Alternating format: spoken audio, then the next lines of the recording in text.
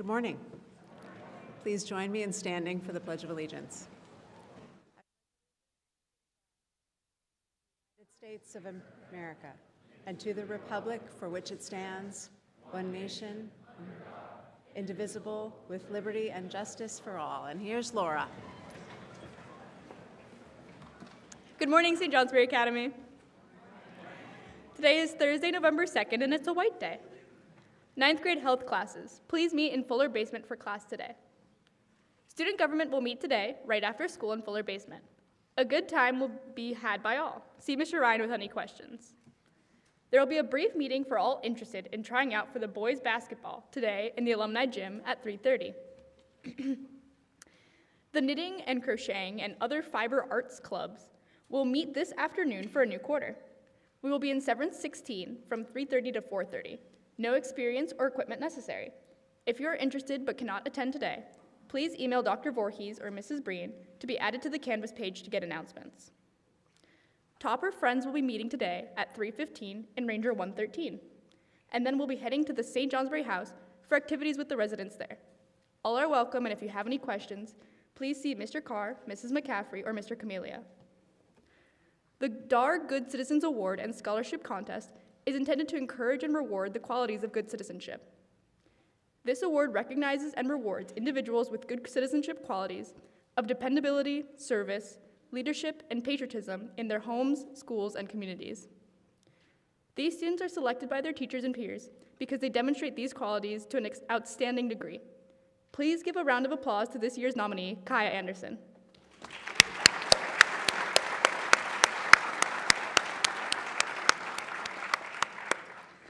Kaya, please be sure to stop by the guidance office today. And now for the joke of the week. The days are getting cold, but Mr. Camelia's joke of the week are just heating up. I searched for a lighter on Amazon, but all I could find were 6,000 matches.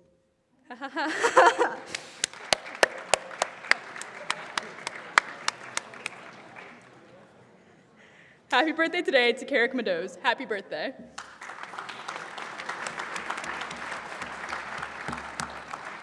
Have a happy Thursday and enjoy the rest of your day. Okay, so we have 3 visitors today, and then I'm going to introduce our theme for the month, which is appropriately gratitude. But first, I'm going to bring up want to welcome the boys cross-country team to the stage. Boys, come on up.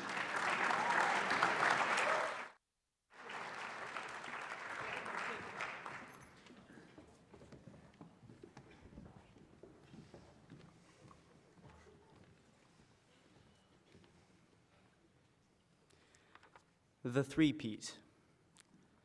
Of our whole season, the most important race, it was at Thetford that states took place. Both boys and girls boarded the butler's bus. Our previous victories we discussed. We sat together until we arrived, as we hoped that our team would thrive. When we looked at the start, we all said yikes, but that didn't stop us from donning our spikes. We thought about how fast we'd run, then went to the line to await the gun. Woe to Andrew, our speedy bloke, who suffered greatly from heat stroke. Carson took the lead with a speedy burst. He very handily won first. Emmett and Ari were in the top 10. They are for sure some high-speed men. Moses had a real great finish, helping our score to be diminished. Isaac and Nathaniel completed the pack. For running races, they have a knack. Although CVU made us feel the heat, we were happy to learn we secured the three-peat. And just to rub it in everyone's face, Evan and Brennan won the challenge race. Thanks to lots of physical exercise, here we stand with our first place prize.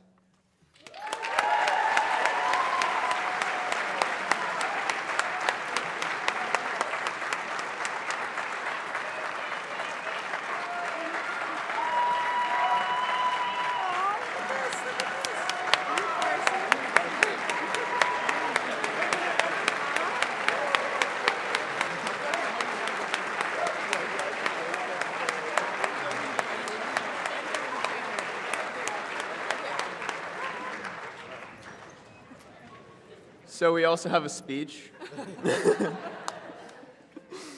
All right. Good morning, everyone.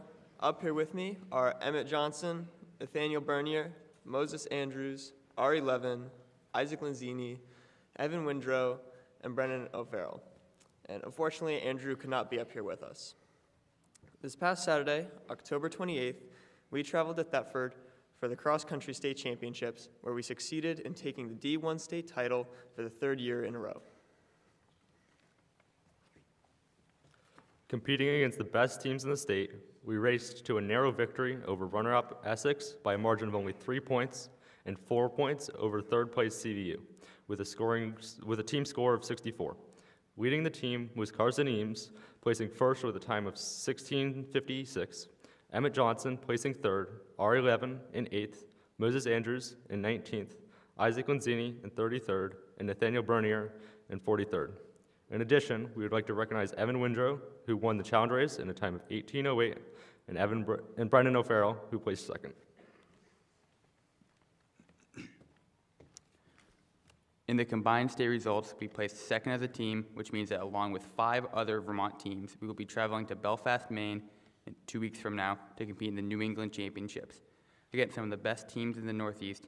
Additionally, Carson, Emmett, and Ari were recognized for qualifying individually for the New England Championships. Oh boy, okay. We are all very grateful to be a part of this victory. We are pleased to present this trophy for the first place Vermont Cross Country State Championship to the Academy.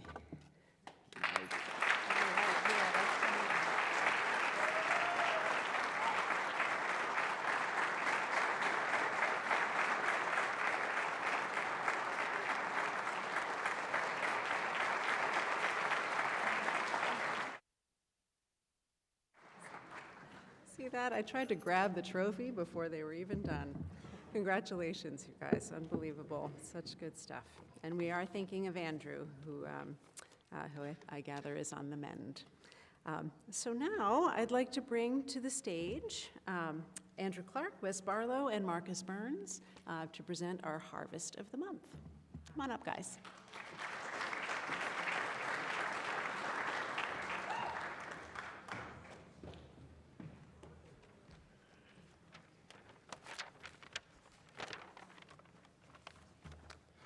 Hey, Wes, guess what time it is? I don't know. What? Oh, I know.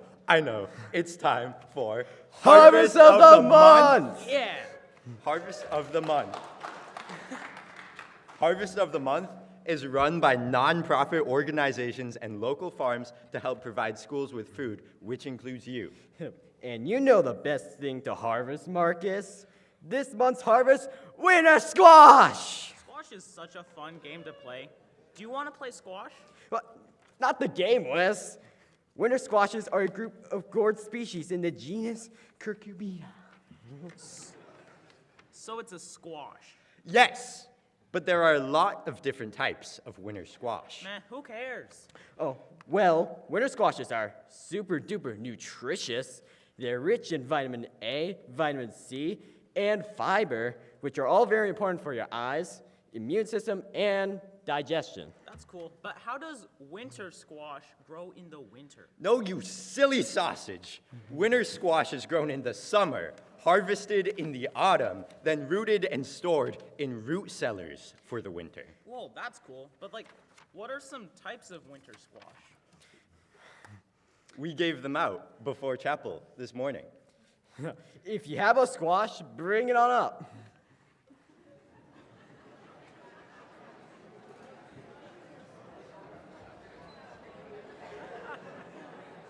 Okay, I'll take one squash first. Okay. Yeah. Oh my God. Oh, so many squashes. Wow. Ooh. Look at these squashes. Ooh. Oh. So, may I see your squash? Even though acorn squash is considered to be a winter squash, it belongs in the same family as summer squashes, like zucchinis and crookneck squashes. Whoa. Yeah, very nice squash. Whoa, a butternut squash? Oh my God, butternut squashes can be made into pies, just like a pumpkin. Actually, every part of the butternut squash plant is edible. Wait a minute. Pumpkins? Pumpkins aren't squash. Yes, they are. Pumpkins, in fact, do belong in the squash family. You could use it to make pumpkin pie, or just eat the seeds. The biggest winter squash ever grown was a 2,164-pound pumpkin. Oh, mama. But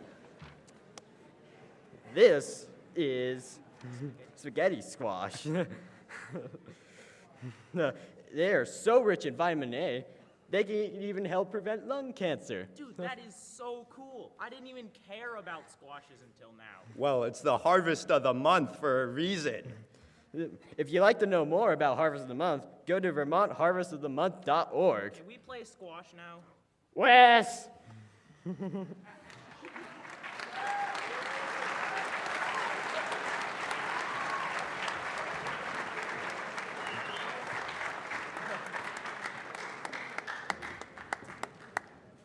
They took the squash away. They didn't leave it here on the podium. I was hoping they would. Thank you, guys. And now, last but not least, I'd like to invite Mr. McKenzie to the stage. He has a promotion for a concert. Mr. McKenzie.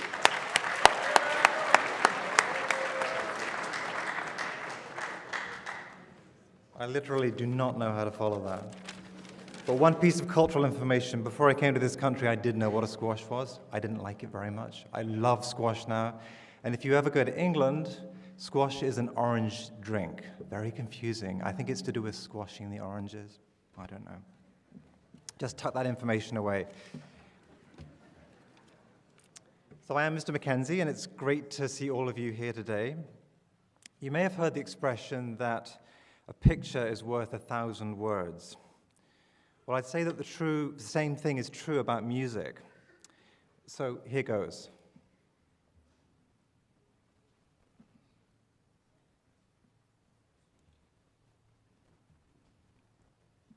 Maybe some audio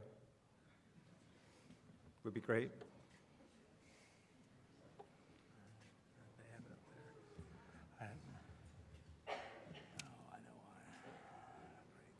We have pictures.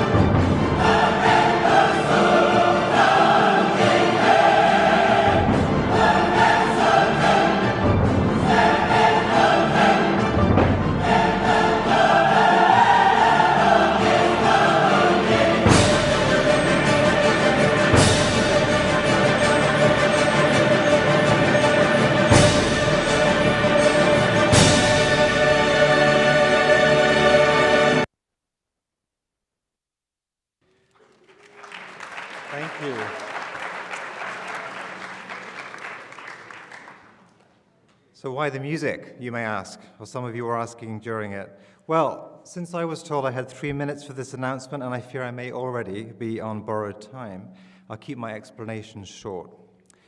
What?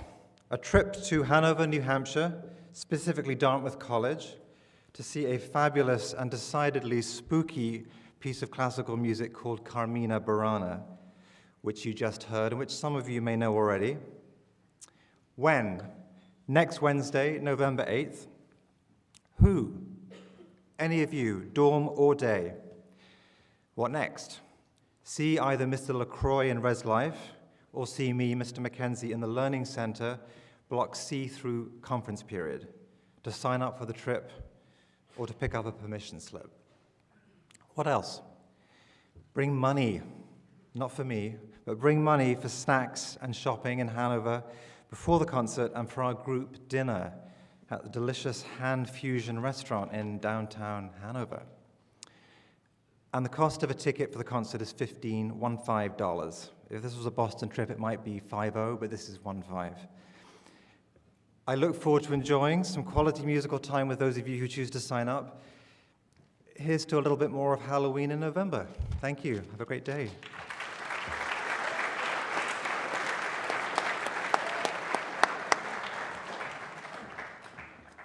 I love chapel. Chapel is very good today. Okay, I actually had a late announcement that I forgot to announce. Scholars Bowl traveled to Hanover High School on Saturday to participate in the Ghost Tournament, which puts Vermont schools against New Hampshire schools and includes a contest for the best costumes. The Hilltopper won 2 matches and tied 1, and they lost some others. But congratulations to senior Vicky Scherer, sophomore Aaliyah Hale, and 9th graders Jonah Razor, Alexei Strokanoff, and Grant Tucker. Scholars Bowl team, good job. Nice.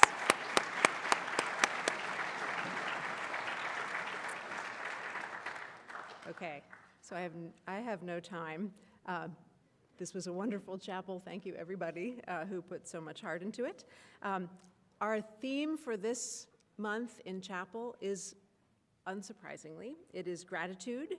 I'm grateful that we're the ones here with you. If you are here in this room, you have a lot to be grateful for. It is pretty immense and profound, even though waking up in the dark and coming here sometimes might not feel that way.